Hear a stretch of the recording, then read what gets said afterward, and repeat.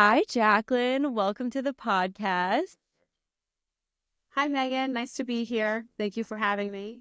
Yeah, so happy to have you here. So, I know that you're an online coach for women. So, can you talk a little bit about what you do? I am an online coach for women primarily, and my offer and who I help is for women who are ready to ditch the BS of quick fixes, restrictions, and feeling overwhelmed to go from that to getting results, getting stronger, and feeling confident in the gym and in life. And within that program, it's 6 months long, and we build sustainable habits. And within that container, there's a lot of education and empowerment and just how to gain the tools and the lifestyle to continue and just ditch all that other crap. That's great. It definitely can be so overwhelming to think about all of the components, especially I would say my biggest point of overwhelm is nutrition because there's so much out there about what you should be eating, how often, how much.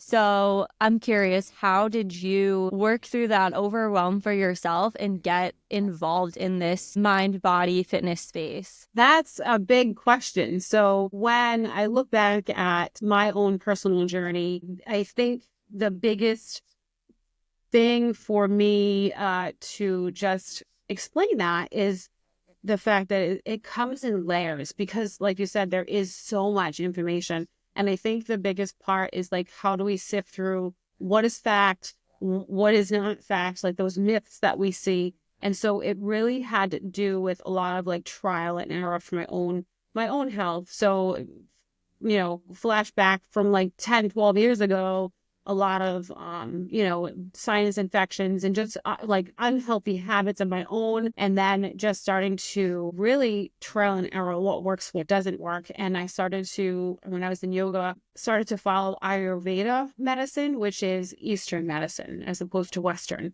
And it's about just that holistic approach of like the earth supplies us with what we need to nourish and to heal. And I like to say this sometimes because we know that our food is a lot of chemicals in some of the processed foods and all of the processed foods, I should say. And I always say this, and it sounds ridiculous, but when I joke around, I'll say, like, if we put garbage in, we're going to have garbage come out. And so when we think of like whole foods, like, anything that is from Mother Nature is going to be less chemical induced, right? And so it's going to help us to feel light and free and energetic as opposed to feeling weighed down. And so just like with the course of my own healing with my thyroid condition and then all of a sudden adult onset asthma for no given reason, after quitting smoking. So all of those things just helped me to just keep on this path of learning more about nutrition, obviously getting certified as a nutrition coach, but really just kind of like just one of those things where you kind of like have an elimination diet and then you start putting things back in and then you see how you feel. And it took a long time. And so with my clients, it's much like the same thing is like, how can we start from point A to get you to point Z and learn from that, but also just keep layering in things so that way it's easy for you, your lifestyle, it's adaptable,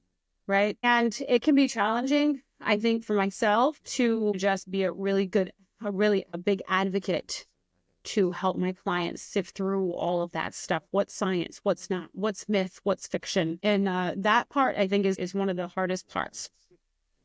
Yeah, it definitely is a process. And I know that in today's world, a lot of people just want that quick fix. So sometimes, though, like you said, it's more of taking some things out, seeing how different things impact your body. You don't have to change your diet completely overnight. And I know that one of the biggest misconceptions or maybe limiting beliefs that I have, I don't know if other people have it too, but it's this idea that to eat whole foods, to eat healthier is so much more expensive. It's not accessible. So what would you say to people who come to you with that mindset? You are spot on with that because one of the challenges that I found in my journey years ago was there wasn't a lot of this gluten-free, holistic, organic, free food. And so it wasn't as popular back then. And when I found myself, it was like, okay, the healthier I eat, I found it interesting that the healthier I ate, the more expensive that was. However, I was in the doctor's office less. So if you think about insurance and out of pocket and medicines, it really offsets all of that. And in theory, at the end of the year, if you were to add up, like, let's say doctor bills from the previous year, and now this year you're having a really great health year and you've eaten all this healthy food and you've done all the things and you go to the gym and you do all these things to take care of yourself. At the end of the day, you've spent much less money at the end of the day on that market list, as opposed to doctor pills, endless visits, appointments, time out of work, let's say, right? And let's say you don't get paid for sick time. So it really is, it's something that you see over time. But I think that you're right about, like, the quick fixes, and we want to see that right away.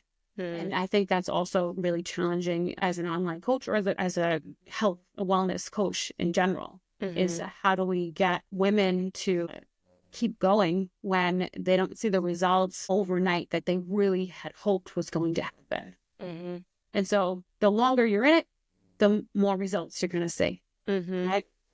And probably the more in tune you become with what food your body likes and Absolutely. how much you need. And like you said, it's that exponential over time, similar to saving for retirement. Maybe you don't see that money right away, but if you just keep putting a little bit away, eventually it compounds and you have all this money. Right. So you'll have all this health at the end of your life, which is great. So with that, a big piece of exercising is having this balanced nutritional plate, if you will. So how do you typically start your clients? Is it nutrition first and then you work on the fitness aspect, or are you doing them hand in hand? So right now, within my remodel of my facelifted Body Mind Fit online coaching program, I have really honed in on what that client journey looks like. And so A, it's not cookie cutter. B, which is, just important, is that every single woman that comes through has a unique plan. So I have 4 pillars. My 4 pillars are, I'm going to show you right here. They are my coaching pillars. They are exercise program method, the flexible nutrition plan, right? Where we teach nutrition and, like, all the things, and like, how do we be flexible? How do we eat the foods we like, right? And have, being full protein, all this stuff. How do we create a balanced meal? 3 is this confidence builder blueprint. And then 4 is the stick to it method. And so when we talk about all those things, let's say you are coming in to me and you're going to be right on board, and you're my ideal client, and we do the assessment, we do the onboarding. What we take is from the assessments you did previously prior to onboarding, we look at that and we kind of come up with a client journey. So for instance, let's say exercise, you are an intermediate. Knowledge is intermediate on exercise. So, okay, right away, you know what you're doing at the gym, proper form. We do a movement assessment. We see where your imbalances are, compound movements and such. And then I create your plan, and boom, you have your plan, because you're intermediate. You know your way around the gym for the most part, and you just really kind of like need a structured plan because you don't know how to build one. You don't know what's going to work for you. So with that said, you're good to go. Like your first week, right? You're within your first 2 weeks, you're working out. The second part would be, okay, how in depth, what do you know about nutrition? What do you need to learn first? Have you ever tracked food? What are your struggles? So within those 4 pillars, we do the same thing for each one. And it sounds like a lengthy process, but it's really not. And I am able to sit back, develop a program that helps you to integrate this into your life, and where you're at today in order to progress further along within that 6 months. So hopefully that makes sense. So it's very unique, very customized to each individual. I am not at all for the masses. This is a 6-month high touch, high level coaching program, one-on-one.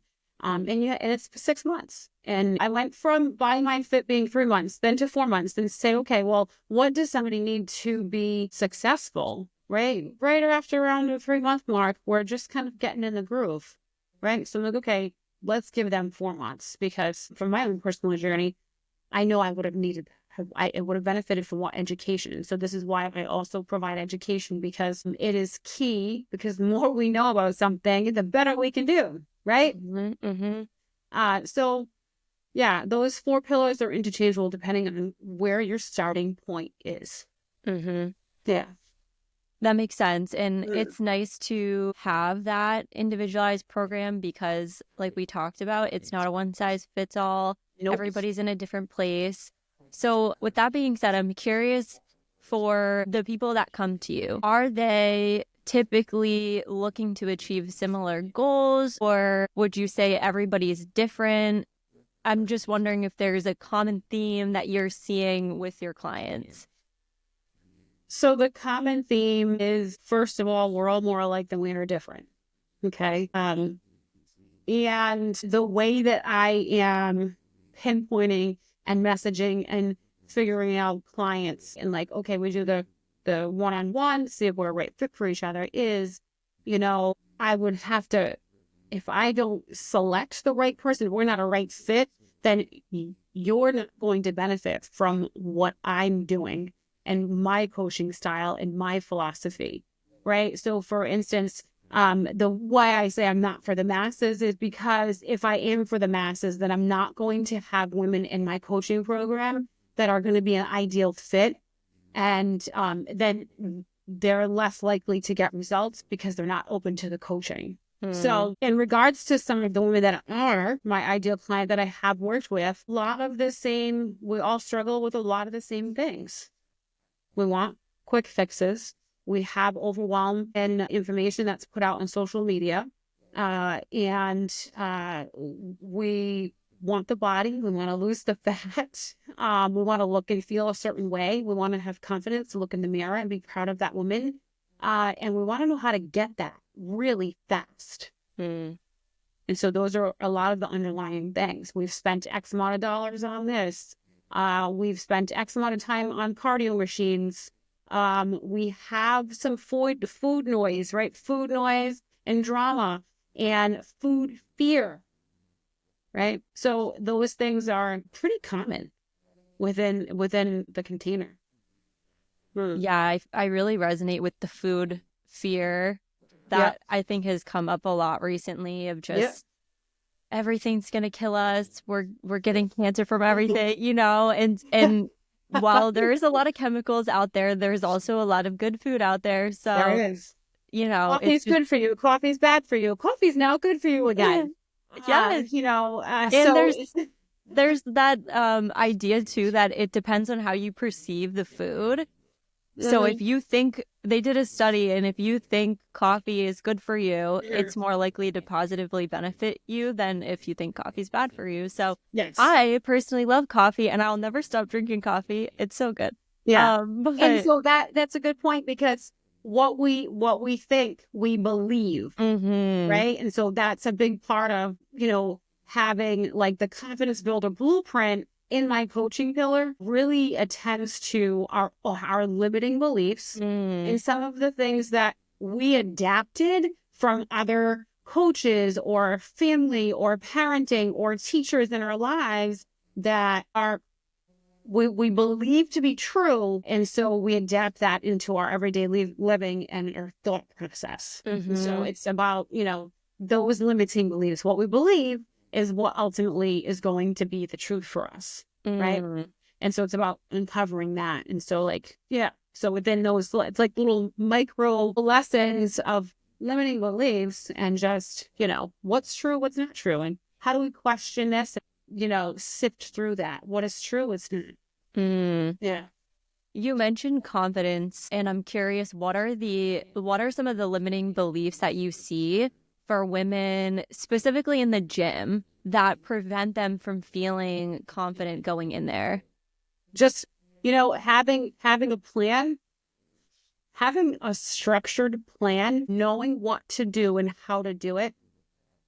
That is one of the biggest things that any woman could benefit from, right? Is having a coach that gives you a plan and gives you how to. Mm-hmm. Also works with you, like if you have questions on forms. So within my container, we also have form checks, right? Where you would send me a video of you doing the whatever specific exercise that you feel you're less than confident in. And then I give you tips based on that form. And so that's like another level of like, okay, now my client's being asked to step out of their comfort zone and now videotape themselves in a public setting. So, and the more we do those things, the less fearful we become, right? So, it's almost like I'm forcing them to step out of their comfort level because we can't stay there. We won't grow there. And the more you step out of your comfort level, right, the more you're going to get confident. And so that's going to help A, build confidence, but B, now you have a trained eye looking at you saying no or yes, like, hey, tweak this or you're good to go. And then you have way more confidence in your own abilities, right? And so that's going to help them. So I think those things are key. And for anybody that is going into the gym for their first time, I always tell them just go on the treadmill and just walk regular. People watch. Everybody's driving their own car, and Nobody's it looking at you. sounds odd, but like, in theory, like we are, when you leave there, nobody's really going to remember the girl who didn't know how to fix a machine. Maybe in that moment it feels that way, right? Because you don't know. But then the more you do it, the more you're going to know. And the more confident you get. But having a plan, having somebody to be like there for you, like for instance, when you get a plan for me, you get all the online stuff. You get videos on how to do stuff, right? It's like having me in your back pocket. You got a question? It's right there. Right? You want to know how to do something? The video is telling you how to do it. You want more about this specific exercise? Take a video. Step out of your comfort zone. Send me a video. I will critique you. Our group calls, which I'm presenting in this coaching container, the group calls are one time a month at the end of the month at a specific day. And it's all about how do we get confidence in the gym? What are techniques that we all can learn from? And so we all learn from each other. We talk mindset, we talk technique, we talk how to build upon what we're already doing. And so those things are really important for building confidence. Yeah, and I imagine having that community too of people that are doing it and sharing practices that they're taking, or sharing maybe some struggles that are coming up. Right. I imagine that'll be really nutrition. helpful. Like, hey, like, okay, how do you get all your protein in? And what are some of your ways that you manage having kids and they're not eating what you're eating? And just being able to learn from one another. Because like I said in the beginning, we're all more alike than we are different. And we all learn from each other. Right? Sometimes we learn what not to do. Yes, definitely. Yeah. We learn by someone else's flaw, maybe. Yes, because we learn from our mistakes. We learn from our mistakes and we learn from other people's mistakes. So true. And we learn from other people's, celebrations and triumphs, right? In life. Okay. So that's really important for building confidence. It's like just being able to have that plan, that structure, and then being within a community that you can flourish in. Right? Yep. Yeah.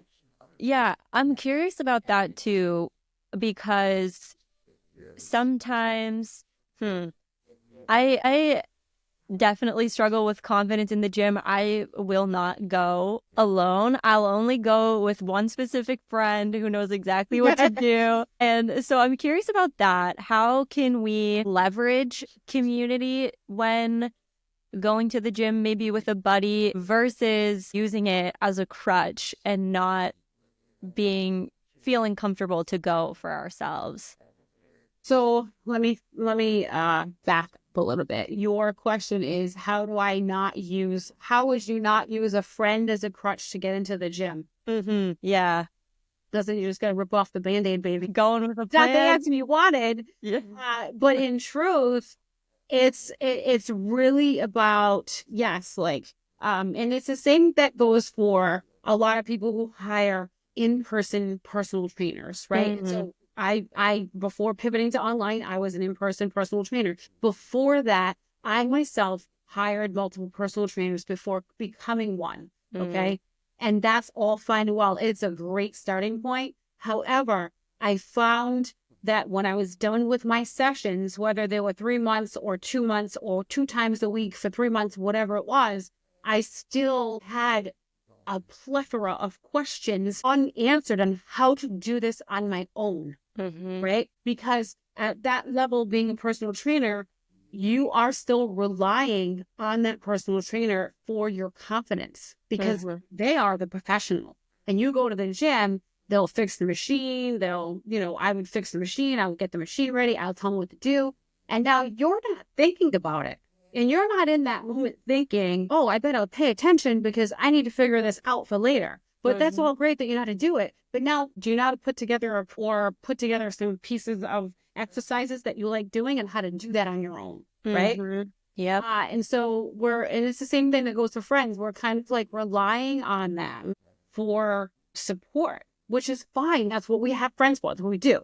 But you can't, let's face it, in this time and that we're in, everybody's busy. We all have different schedules. You have a plan, let's say your plan, and you already go to the gym 3 days a week, and then they can't go with you that third time, and now you miss, right? And then you're left with feeling like a failure because you missed because you didn't want to go alone, and now you're not hitting your goals, and you're not going to get, you're not going to progress, right? You've missed your time, you're a failure, and then we go into this loop. And so it's really about what can I do in this moment to self-regulate my emotions around fear into the gym? And is sitting down and doing nothing going to support me moving forward, support my goals? And if the answer is no, you got to do something about it. Yes. That is scary. And it could be, okay, Megan goes to the gym 3 times a week. She misses that one day. Next week, the same thing happens. And she says, you know what? I'm not going to let this happen again. I'm just going to go on the treadmill by myself. I'm not going to go work out. I'm just going to go on the treadmill. So now you've taken one step to enter the gym on your own and feel uncomfortable. The next step for Megan is to go into the gym that next time that it happens, maybe use the treadmill a little less, and then go do some things. Go do what you know how to do, right? And it's okay if you did the same workout with your friend Bethany, whatever that name, Bethany. If you've done your workout with Bethany already yesterday and you go to the gym yourself and you do the same workout, you know why? Because you already know how to do it. So now you're doing stuff that you already know and you're used to and you're comfortable, but you're doing it in an uncomfortable situation where you don't have somebody else next to you, right? So that's going to help you to build confidence to do things on your own. Does that make sense? Yes, this is making me want to go to the gym. Good. love Go it. find your friend Bethany.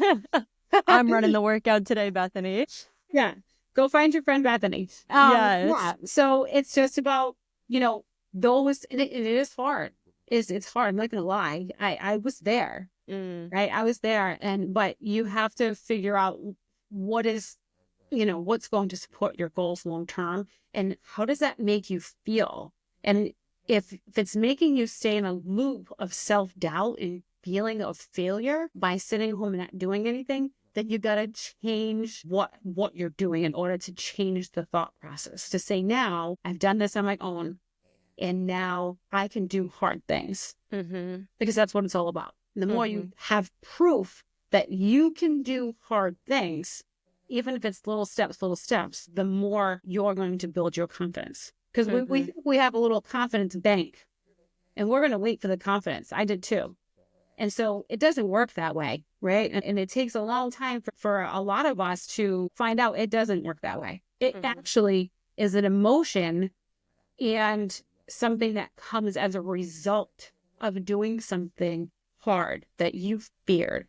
That makes sense? Now you have a little bit in your bank. Then you do it again, you get a little more in your bank, right? Yeah. It's like building a muscle. Absolutely. Absolutely.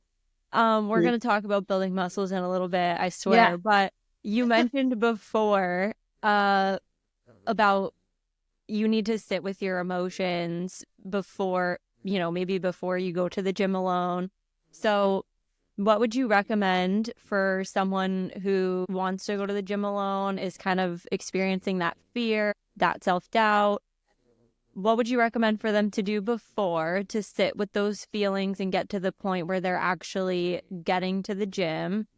And would you also recommend afterwards sitting with the feeling of maybe being proud of yourself for going so that the Absolutely. confidence really integrates? Absolutely. That is so key. It's just like congratulate yourself. So at the end, it's like congratulate yourself, right? So back to your question of like sitting with the emotions, and like your question is what would you say to yourself? How to kind of like coach yourself into going? Is that what Mm-hmm. you're asking? I mean, really, I think the biggest question is like, is this going to support my future self? And who I'm really striving, who I really want to see in the future. If the answer is no, you got to stand up. And if that Mm-hmm. means you just go outside, you get some fresh air, and then you happen to get in the car and you go into the gym, you go do the hard thing. Much like, me sitting here, like, I'm like, okay, just because I'm sitting here taking this video does not mean that I am super confident. I Mm-hmm. am still sitting here with a little bit of worry. Oh, okay, what if the video is not good enough, right? Oh my God, I fixed my hair and now it's a mess, but I'm going to say something really important for somebody to hear me say. And then I'm going to do what? Not share it because I'm afraid of what my hair looks like, Mm-hmm. right? And so those are some feelings that even I have to sit with. And just Mm-hmm. because I've done the thing or you've done the thing, it doesn't always mean it's not there. It means that it's there, but now you have proof that you can do hard things, and that this is just a little bit of your self-doubt, Mm-hmm. right? Because we all have it. With the imposter syndrome, we all have these things. Even the people you see who have a bazillion followers, they do it and they do it scared, Mm-hmm. right? And I think it's better to do it messy than to try to get all the parts right. Yep. So in those moments, yes. And then just like congratulate yourself for sitting there with some icky feelings about it. That's even before you go to the gym and you leave. Just congratulate yourself for freaking stopping for a moment to self-regulate your emotions, because emotional regulation is super important, and congratulate yourself for just catching these fleeting thoughts, because sometimes we don't always hear them because Mm-hmm. they're so repeated that we don't even know we're doing them anymore, or speaking these things to our brains and our bodies. And so it's important to like, there it is again, the self-doubt. Nope, it's not gonna take the driver's seat. I'm gonna Mm-hmm. get up, take a few deep breaths, and say, you know what, I can do this. Mm-hmm. I can do hard things, and just figure it out, you Yep. know. And then yeah, definitely after the gym and after you do the hard thing, whatever that was, is to sit back and just kind of like relish in that feeling of like, wow, I fucking did that. Mm-hmm. Like, holy crap. And another big thing that I do for myself and for my clients is to just remind yourself of a hard time that you did, right? Mm. We all have moments that changed us, right? And of course that comes with experience, and some have it of these hardships later in life. Sometimes they're early in life, whatever. And so when you think about my journey in general, the passing of my parents, right? So having my parents, they didn't pass at the same time. It was years apart. But after the passing of my second parent, which was my mom, I thought that I would never come back from that, Mm. right? And so we have to sit in those moments that we feel fear, Mm-hmm. and also reflect on something scary that we did, right? That tried us, that we did do it. So you Mm-hmm. have to sit there and just remind yourself, what is one hard thing that I did? What is that moment in time that I thought I would never make it out of, that I did because I'm sitting right here? Mm-hmm. Right? And those are your proof that you can do those things that you're afraid to do. Mm-hmm. Right? Yep. And much like, I've had, depression, right? I've had, obviously with grief, a lot of different things came with that. Having postpartum depression, having a thyroid condition, I've had depression from that, right? and times where I went into heavy grieving time where I just didn't know who I was. And so when I have those moments of doubt, like right here, oh crap, look at my hair. I'm like, who cares? I did that. Mm-hmm. I didn't eat for a week, but I'm here now. Mm-hmm. And so we have to find proof of the hard things we did in order to do the hard things moving forward. Does that Mm-hmm. make sense? Yes. And to your point, the more you build these up in your memory bank, and Mm-hmm. I think the more that we practice in those moments of uncertainty or fear, the more we practice calling on these feelings of being proud, these past triumphs that we've had, Mm-hmm. the faster we're going to be able to, in the moment, recognize I'm in a fear loop, time to go and think about something hard that I did. And that will become more of the automatic response versus just sitting in that Yes. loop of fear. And Yes. it also, I think, will allow us to recognize in life more of the good things that we do. We're so critical of Yeah. ourselves every day, of every little thing. At least I am. And there's so many good things that we all do every day that we just take for granted, or even little small things like Mhm. making your bed, brushing your teeth. Like, Right. you're doing that. That's a good thing for yourself, So Mhm.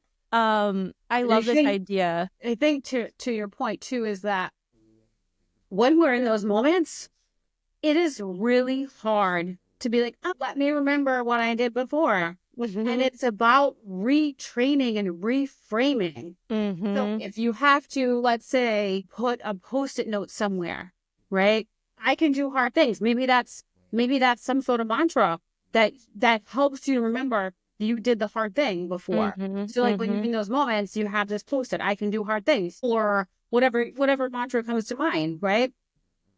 I can do this, find proof, whatever comes to mind. But I think it is really challenging in those moments Mm-hmm. of those fleeting thoughts to actually remind yourself to find proof.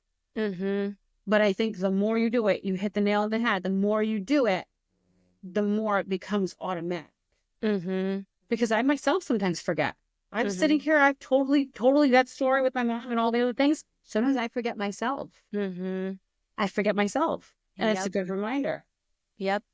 It's even a good reminder too. I did an episode a couple weeks ago about the stories that we tell ourselves and the stories that we tell other people too. And this reminds me of that because even when you're talking to somebody, if you're talking about something that you messed up versus something that you're proud of, you're going to feel completely different. And when you're talking about things you're proud of, you're going to feel better. So I think even doing it with ourselves, doing it with other people, being okay to be proud of ourselves outwardly as well as inwardly.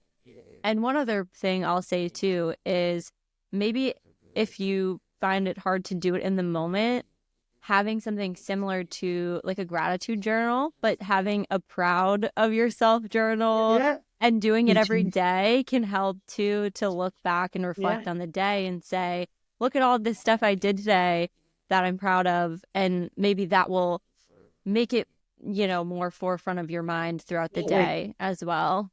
So tell me, I was really excited to see like your first yoga class. So tell me, what are some things that helped you step into your first yoga class? Because I've been there. I'm a yoga teacher, and I know my first time. What are Mm-hmm. some things that helped you? So yes, I taught my first paid yoga class, and I had done a community class for my training about a year-ish ago. Yeah. And I remember I was so nervous for that. And it was just for my friends and family. It was, a fun class. And kind of what we talked about. I remember at the end of teaching that community class, I felt so good. I was high on life. I just loved it. It was so fun. And so when I was going to teach this paid class at a studio that I never taught at before with people I didn't know, I thought about that feeling where I was so scared, but at the end of it, I was so happy that I did it. And what's interesting is when I taught my first one a few weeks back, I am so used to having this mental narrative of nitpicking every single thing that I did. And I wrote out a flow. I hadn't taught in so long, and I barely cued anything, and it was a mess. But what you said earlier is rather do something and have it be messy than have it be perfect, because it's never going to be perfect. And so at the end of the class, I had the same feeling. I was like, this is so fun. I had so much fun. I loved doing it. And every class I teach, I'm going to feel more confident. I'll cue better. I'll be able to sequence differently. So it was really fun. It was a great learning experience. Self-reflection is a trip, isn't it? Yes, it is. It really is. And Yeah. I was able to ask for feedback for that without letting it mean something about me. You know, Absolutely. like I Yes. genuinely wanted the feedback. And that probably goes to your point of having clients record videos of themselves. They want your feedback. Am I doing this right? Does this look good?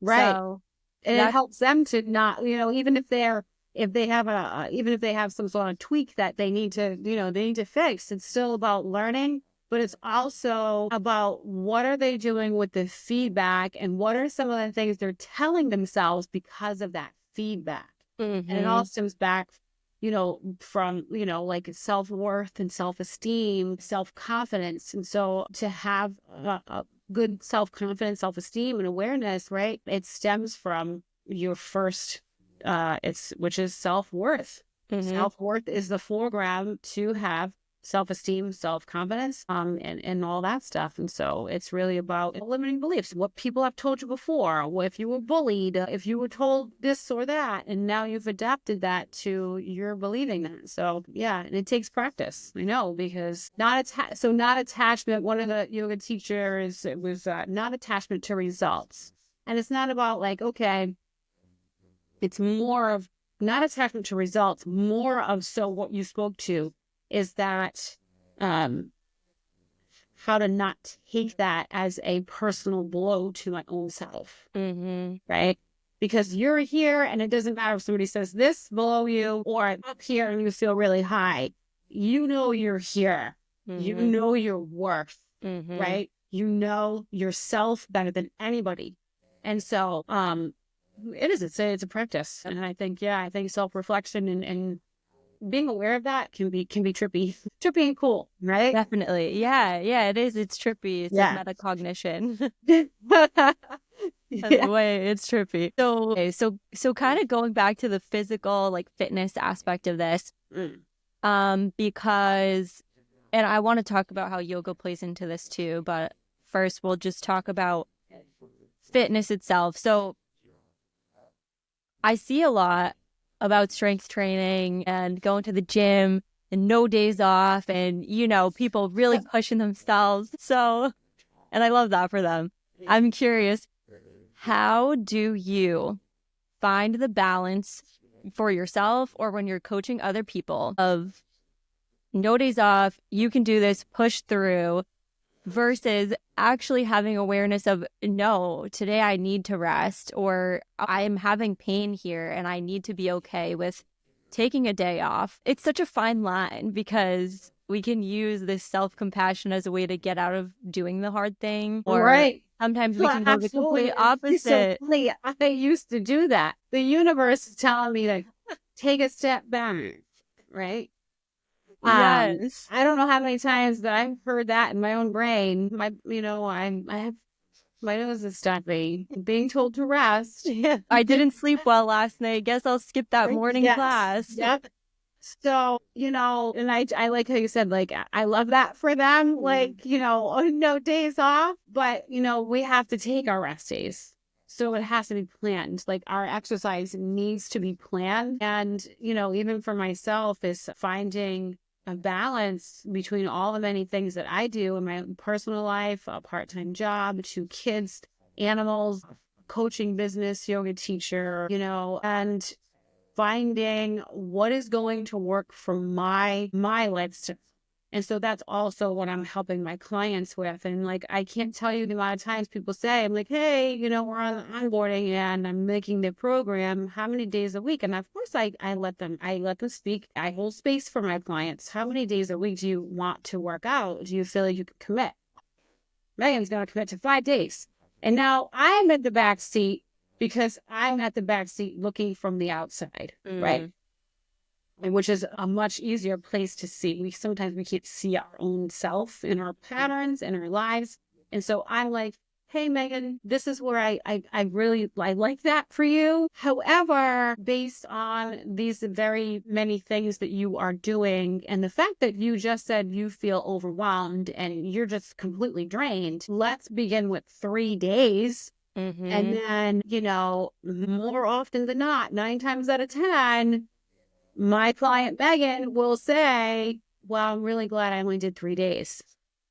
Right. And so it helps them to see like less is more, but obviously having a structured plan for your goals and your lifestyle is going to help you get to where you want to go progress wise, physique wise, over doing more and just being exhausted. Right.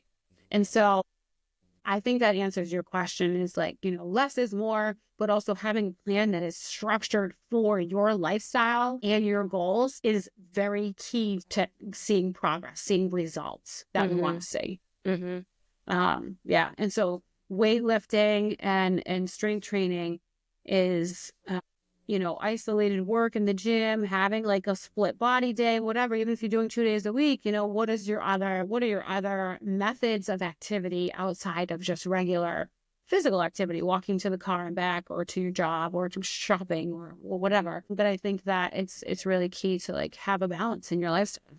What does your recovery look like? How are you sleeping? Right? Yep. What are these other areas in your life look like?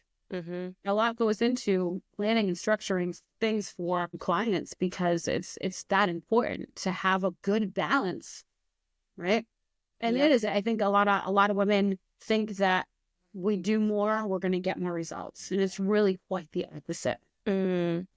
It's really about that consistency, and I love what you said about starting small, and it's sort of this concept of under promise, over deliver. But I remember when I was trying to get back into fitness, and I told myself I'm just gonna go to one yoga class per week. That's it. And it was so helpful because I went to the same class every Monday. Then eventually it was adding a Tuesday. Then I added a Sunday, and it just really helped to, again, develop that muscle of I can do this. I've showed up for this. I'll keep showing up. So I love that. And I think like the biggest thing too is that I love it when a client is new and so we have a lot of like, I don't have enough time. Okay, that is the biggest misconception ever. And I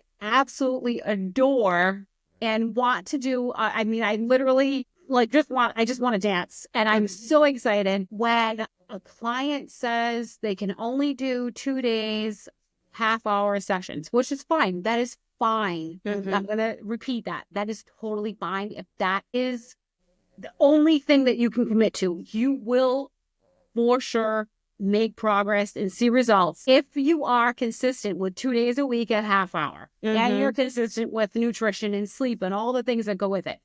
But I will tell you, when a woman says to me and my client says to me, I don't have time, I can only do this, and I look at their lifestyle and the things that they could do without, because we all have things that are draining us.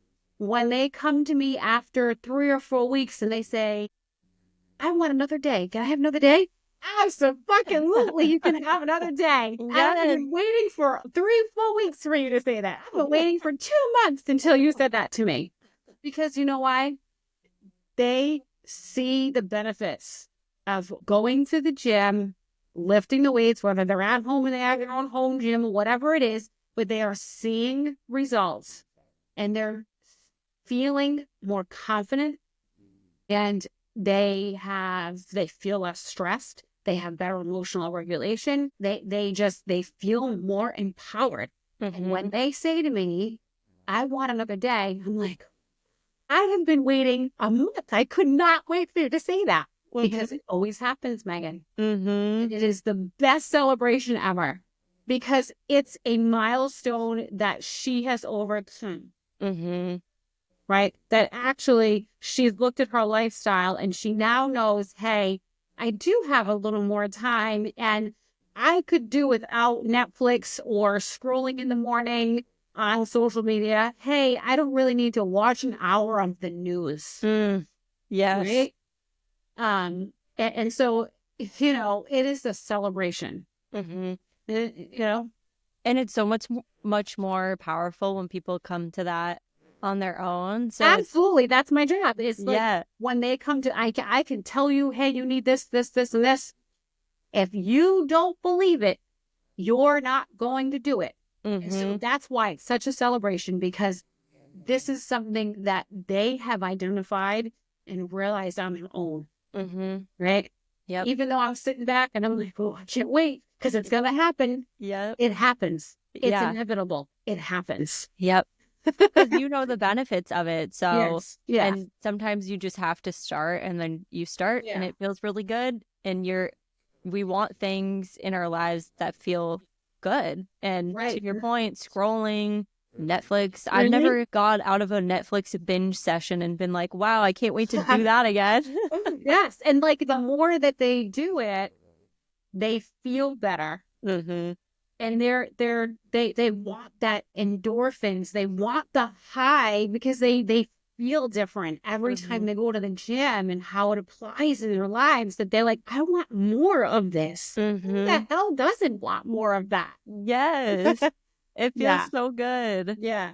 Yeah. I love that. And I know you're a yoga teacher too. So do you include any yoga in your coaching programs? I do not. Okay. Yeah, I don't include any yoga. I'm a huge advocate of just making sure that they are recovering and stretching, because it's really something that's really needed. It's overlooked. Stretching and recovery is very much overlooked in in the gym world. Okay?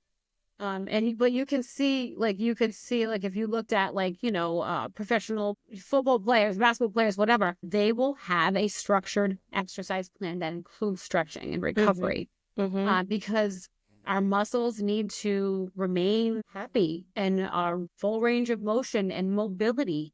And so outside of that, lots of repeated things that I say, okay, my knee hurts, or this is bothering me. My first thing is, have you stretch? Do you stretch after you're done? And so more times than not, then I am including stretching, a couple of stretching things at the end. So I'll put it right in their program, because lots of times some people will say, hey, if you don't put it in there, I'm not going to do it. Right? Yep. It's really just a matter of you need to commit to yourself to do it. So I could put it in there, you're going to do it. What's going to happen after I'm not your coach? You're not going to do it anymore. So, our connective tissue is really, it's really at its best when we recover and stretch and take care of that. And then some people say, oh, well, I don't have the time to do that. Or now it's more. Now I have to do more. Well, do you want to be mobile and walk up and down the stairs, or do you want to have knee pain all the time? You have to figure it out. Yep. Pick one. The biggest thing that I've incorporated for myself is, I used to say the same thing, but now I have a day dedicated to, maybe a half hour. I foam roll and I stretch those areas, right? And I'll do that while I watch my Netflix show, right? I'm rolling around on the living room floor. And it's fine. I'm not missing my show. I only watch an hour of TV a day. Yep. Or if my kids are watching TV and I want to be with them, I don't need to just sit on the couch to be with them and watch their show and be present. I can be on the floor, foam rolling and stretching. That's really great, because they're going to see me taking care of myself, right? That's a bonus. Yep. Rather than me sitting there or scrolling on my phone and being with them in the same room, just not doing anything. Right. And so, and to the other flip side of that is that I find it also really crazy analogy that we have to give energy to get energy. So the ones that are saying, hey, like, I don't have time, that's more to do, I'm so tired. That is also a lot of the time the people and the individuals who are not going to the gym, not incorporating resistance training, and are living a sedentary life, right? Because we're drained. And I find it mind blowing, crazy, awesome, cool that you go to the gym and you now have you're literally like dying working out, but then all of a sudden you have all of this energy and you give energy to get energy. Right. And the more you do that, the more you're like, oh, well, I can go do the stretching and watch TV. Of course you can. Mm-hmm. So in my world, a lot of the times I will advocate, hey, like if somebody's having physical pain or they have limited range of motion, I'm a huge advocate of, have you tried yoga? However, it's not in my program, but you will hear me say, did you foam roll? Did you stretch? Did you foam roll? Did you stretch? So those are my parts. And then of course, a bit of that mindfulness. So being certified mindfulness MBSR, it is really just about that, being insightful, being aware, like being like self-aware of your patterns and behaviors and like repeated things that you say. And so that's also a level of yoga, right? And trauma, yoga for trauma. So those things help me and helping my clients, especially as I get to know them. So the more a client will tell me, the more it uncovers some of the reasons why they do X, Y, and Z, or say these things to themselves or behave this way. And of course, sometimes, I would recommend therapy, because I can only, if it's out of my scope of practice and I know they've been through some sort of level of trauma that I'm not versed in, then it's time to get extra help. Right? But yoga, by all means, it is a huge complement to strength training. And I did yoga first before strength training. And then when I did strength training and I went back to yoga class, holy crap, did I feel great. And so, and especially like being at the gym, you're challenging yourself at the gym, right? You're stressing your body in a controlled environment. And that's also why stress is reduced when in people who work out, lift weights, and in yoga, right? We're in a controlled environment. Some of the time in the gym, we are in more of a fight or flight. So we're kind of like putting ourselves in a controlled situation of fight or flight. And the offset of that is that now we feel calmer, more relaxed in situations in life that are stressful. Wow, that was like a light bulb moment. Our heart rate, because and people who do yoga or strength training, our heart rate will be up, and our resting heart rate will be lower. And so it takes more to trigger huge emotional stress-related response of fight or flight outside of the gym, because our heart rates are already operating at a lower level. So it takes a little more. So we're able to emotionally regulate a lot better. Interesting. I know, isn't that because cool? because we're exposing ourselves to it Yes, more. doing it on purpose in a controlled situation. And that's why at home and in life, when you step away, you find yourself getting less triggered on things or less stressed on things that normally would make you feel stressed. Pretty cool stuff. That's really cool. Wow, I love that. I never thought of strength training like that. That's so cool. Yeah, it is. And it's the same thing with yoga. Same thing with yoga. And yoga and they both modalities of physical activity, the strength training and the yoga, they both help you to tune into that inner voice. I feel as though maybe, perhaps, yoga might be a little bit of a deeper level of that. It could be.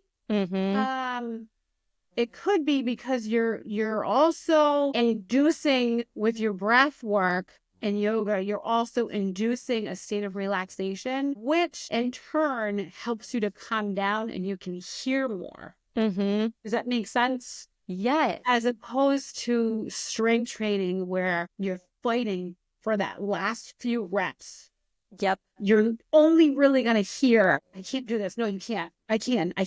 Right. Yep. And you're only going to hear some of those other things that you tell yourself.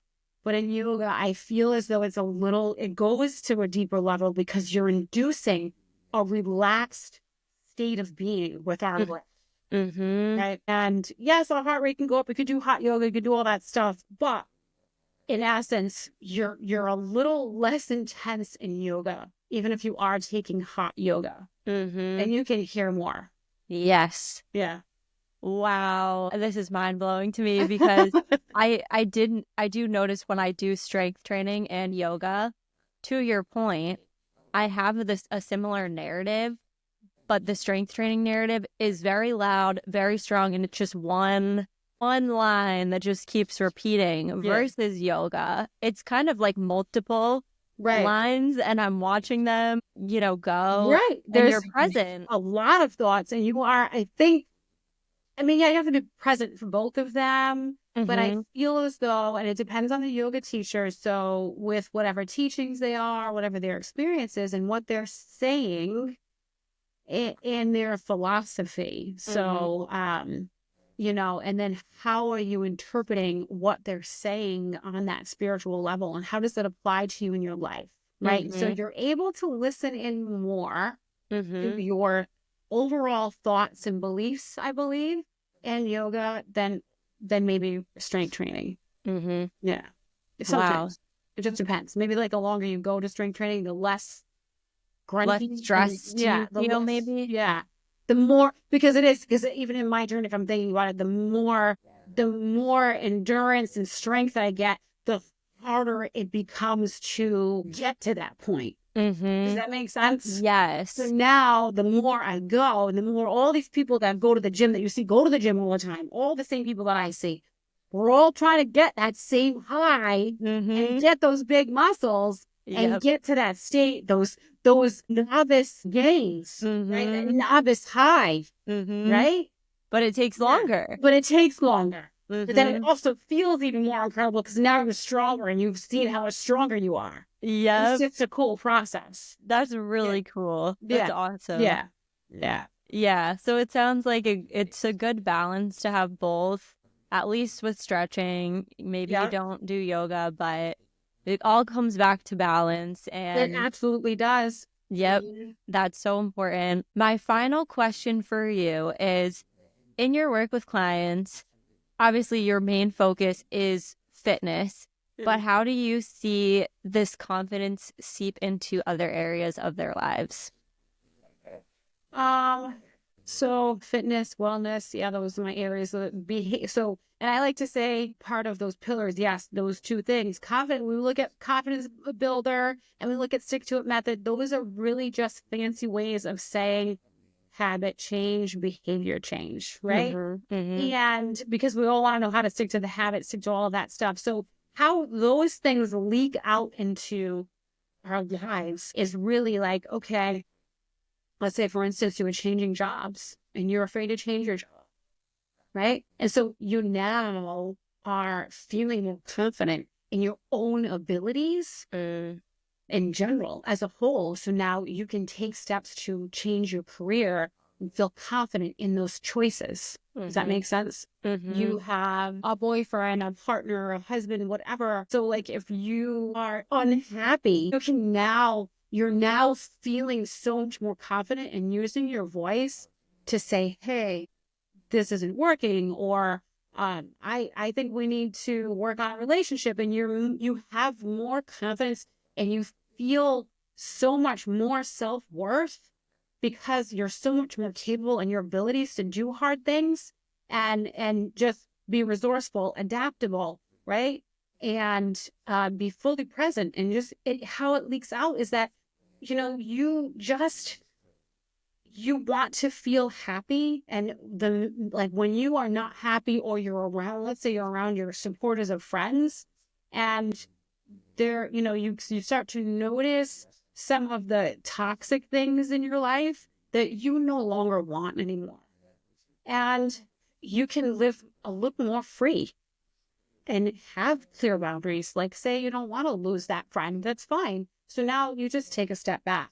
Maybe you're not in their world more, or they ask you for they ask you to go out to dinner more, and then you're like, okay, no, not today, and you feel confident saying no and not having to answer why, right? Or you have that hard conversation. Hey, like, sometimes when I'm around you, I don't feel my best self because, this is what happens. And whatever, we need to work on our relationship, whatever. So it just leaks out into so many areas. And then, of course, like, especially if you're changing your careers, you do your career and now, poof, you're making more money, right? You value yourself. You get the job that you always wanted and you go after things that you thought weren't possible, right? And the same thing if you're not with your spouse or whatever, your partner, and you go off and you venture off, or you want to travel, but you always like, no, I don't want to travel by myself, and now you fucking go travel by yourself. You can Yes. stand up for yourself. You just have so much more confidence. You don't second guess yourself. You don't ruminate over decisions in your life so much to the fact that it's debilitating anymore. Because that's what happens. Yep. And we start to just, these little things. You want to wear a bikini, right? You wear the bikini, right? You go on the dance, you want to dance, and you're always just somebody who's at some wedding, and you're just dancing your seat, not fucking on the floor, and you're dancing because you don't care anymore. Yep. Right? And you less ruminate, and you go for more of the things that light your soul up. And that's so important in life. And so it's just a mixture of all those things, and it's amazing. Oh my gosh. Yeah. I love that. I feel so inspired by that. And it's a similar process, changing a job, leaving a relationship, traveling by yourself. It's stressful. You face it, you push through. Well, you sit with those feelings, then you push through, then sit with the pride for yourself, and you just repeat, rinse and repeat with all of these different situations. So Yep. I love that. Just doing this, like, I'm sure your first podcast, it's like an out of body experience. It's like, woo, and is the person judging me? Can I do this? Like, is this right? Did I do this right? Oh my God. Right. And, you have that level. And then, like you probably found, the more I do it, the easier it becomes to just look at this fear and be here and do it anyway. Yep. Right. And you start to become a little more detached from those limiting beliefs, those repeated habits and thoughts, and I'm not good enough, or I'm afraid, or what if people are judging me? That's the biggest thing, right? People are judging me. And no, you're judging yourself more than anybody else. Absolutely. And so I think that's a big part of that, is like, the more that we do it, the more we have proof that we can do it. And the more we can detach from those emotions that make us feel dysregulated. Right? Yep. Yeah. Totally.